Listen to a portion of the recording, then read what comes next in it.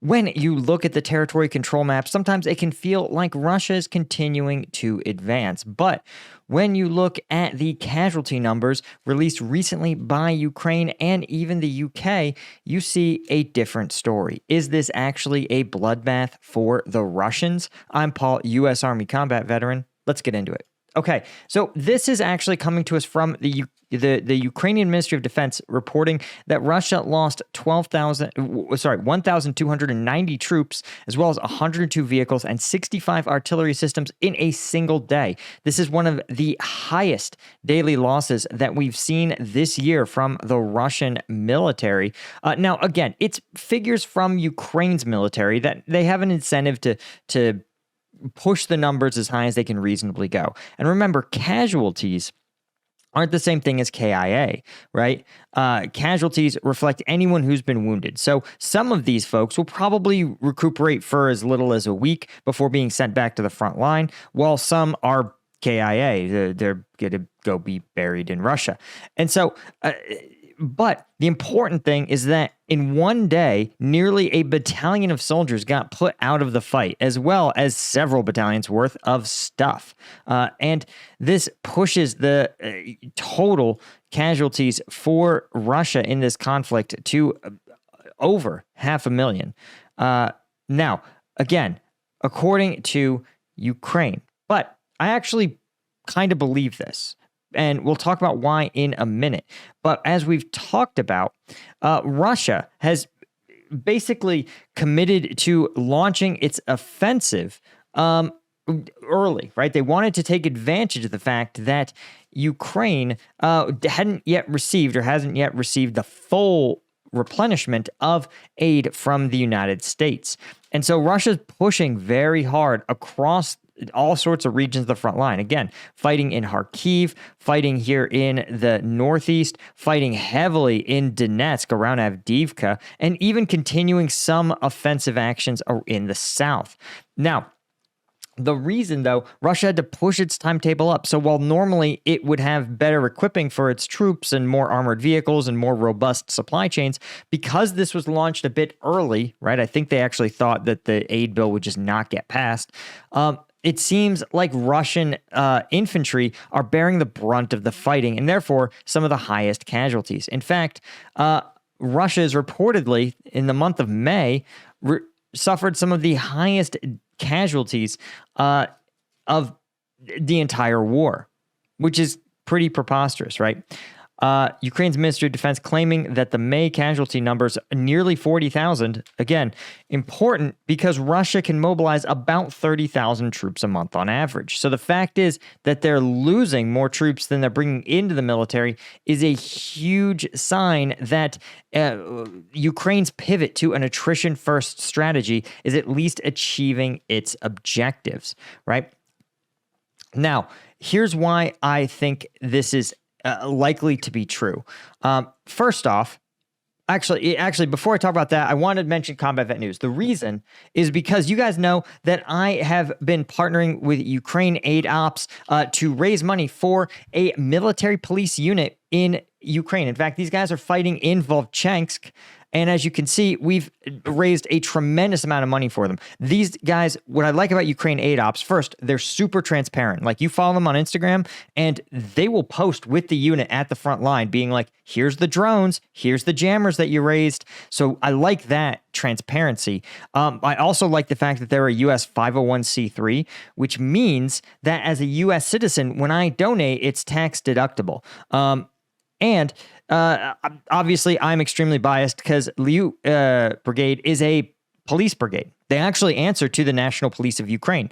But they are to me, emblematic of the military police, which is true in almost any country. You see that the military police are treated like the Swiss Army knife of the military, right? Instead of being highly specialized, they can do just about anything. And Liu definitely takes that to the max, where, again, when the UK Ministry of Defense needed a unit to stop the Russians cold in Vovchansk. That's who they put on speed dial. So I'm happy to support them.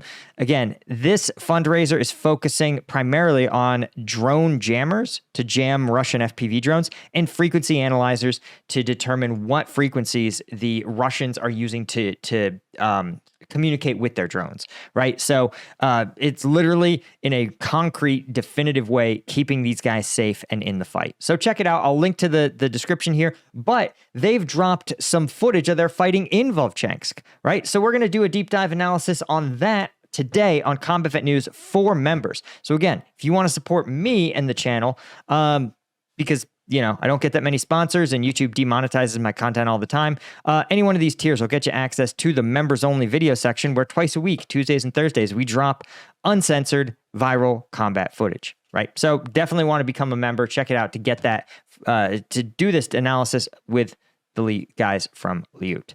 Okay, so let's talk about why I actually believe the Ukrainian numbers on this one.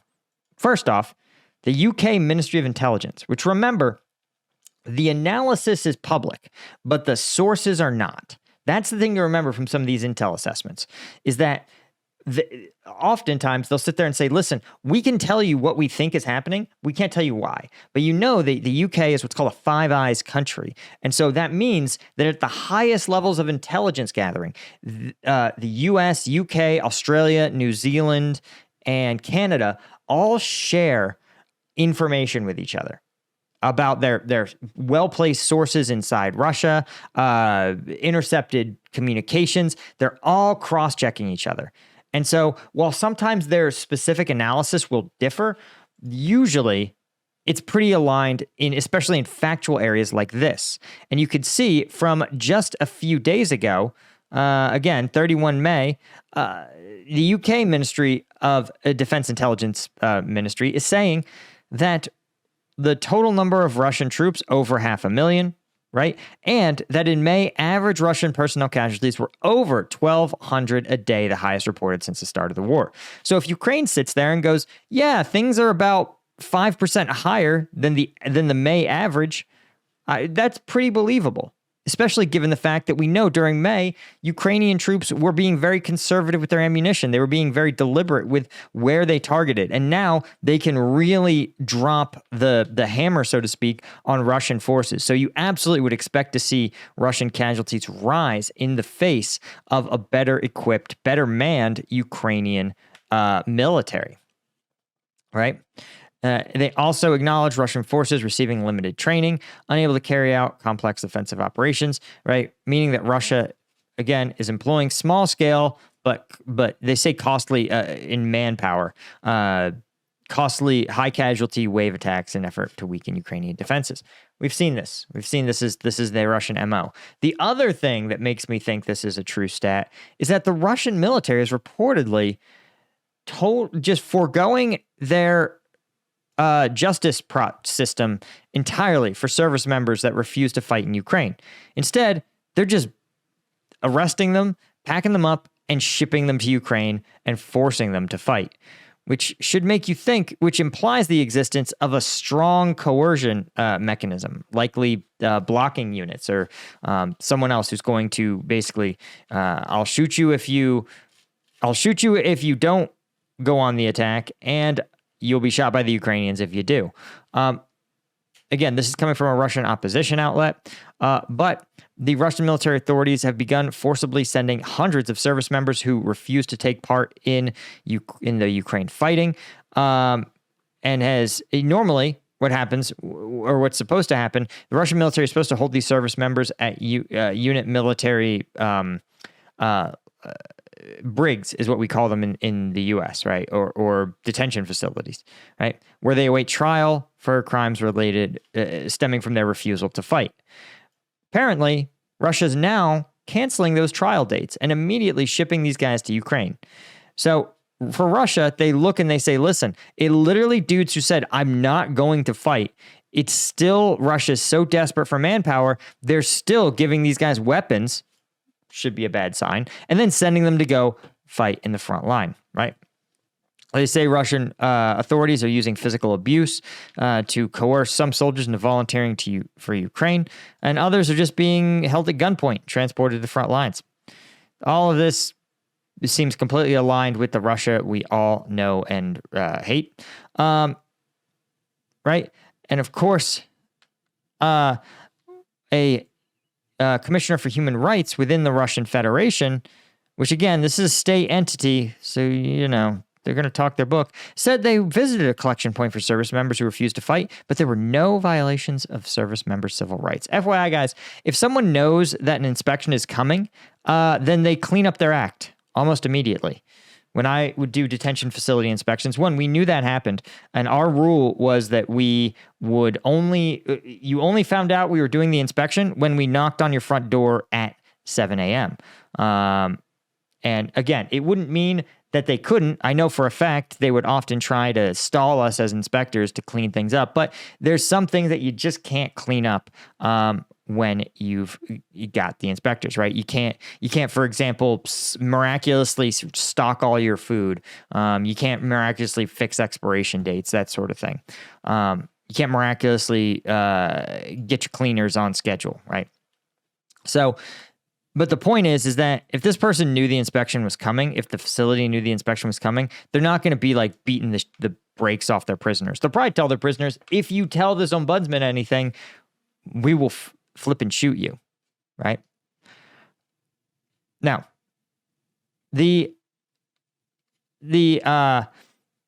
one Russian official has actually said that the Russian military is now sending conscripts and incompetent reservists, so reservists who are basically non-functional but have signed contracts, to non-combat roles in Russia's border forces to free up experienced military personnel for the Russian offensive in Kharkiv. But the Russian military is also sending deserters to fight. Right? So this is, again, a reflection, I think, of the increasing desperation that Russia is feeling. And that is, I think, a sign that this strategy of attrition is working, right? Russia does not have an infinite number of troops to use. And if they can lose troops faster than they can replenish them, every subsequent iteration of troops is going to become more and more incompetent. The secret, though, for Ukraine is that they have to minimize their own casualties in turn. Anyway, guys, that's all I had. Thank you so much to the Colonel tier members of combatvetnews.com. Be sure to subscribe to the channel. It really helps tell the YouTube algorithm that I make quality content and like this video. I'll see you guys in the next one. Cheers.